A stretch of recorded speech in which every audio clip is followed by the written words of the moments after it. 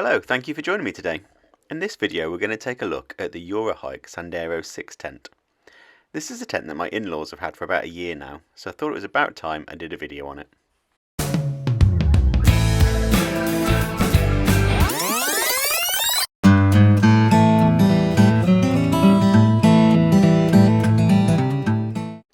This tent is described on the Go Outdoors website as a 6-man tent that's perfect for newbies.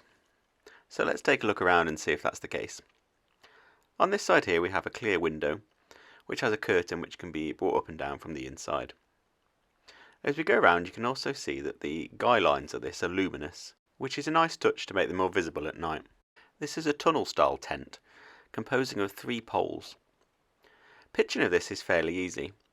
2 of the poles are of the same length, and then the rear one at the back is slightly shorter, and this is colour coded to make it easy to know which pole goes where. This is a fairly easy tent to pitch.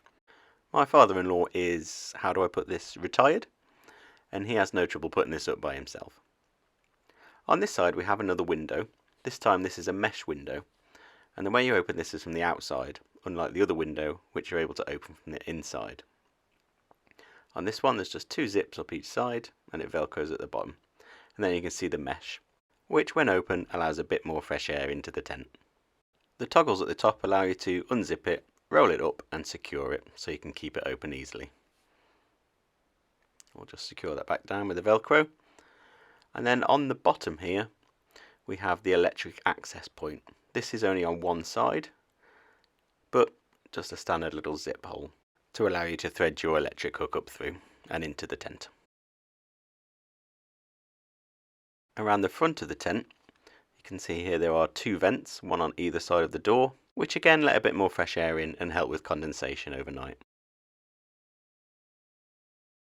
From the front of the tent you can see the large door, the only door into this tent. It zips up on either side, and then as you can see there are toggles which will hold it up to the top, allowing you to keep the door open. As I said, this is just one zip either side that you zip down to close the door, and it is just the one fly sheet that closes. There's not, like on some tents, an extra mesh door.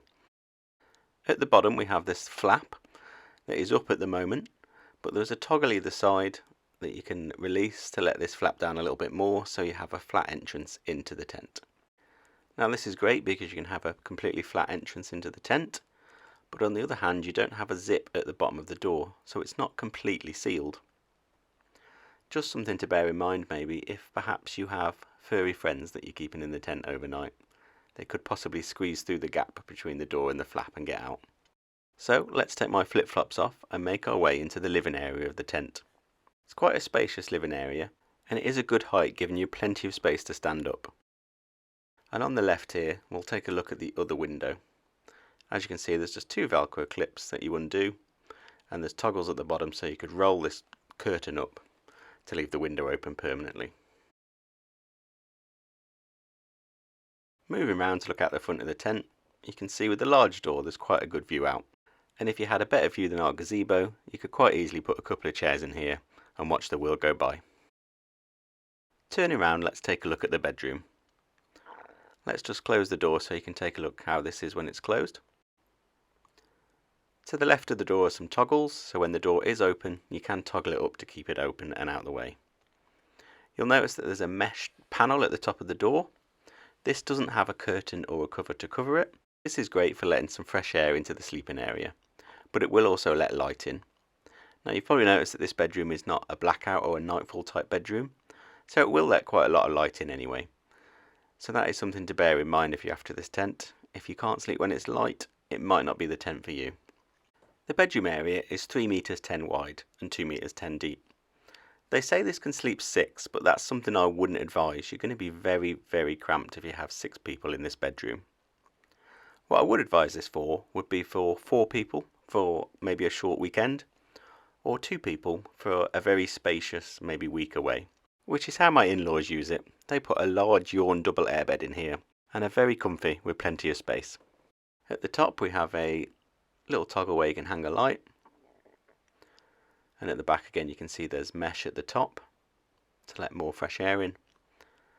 Down at the bottom we have a little storage area. I always find these quite handy for sort of your keys and your phone when you go to bed. And again, we've got one of those at the other side of the bedroom compartment. We are just packing up here, so it is a little bit messy, I'm afraid. And there's our other storage pod behind the Coleman sleeping bag that's packed up. Very handy to have one either side.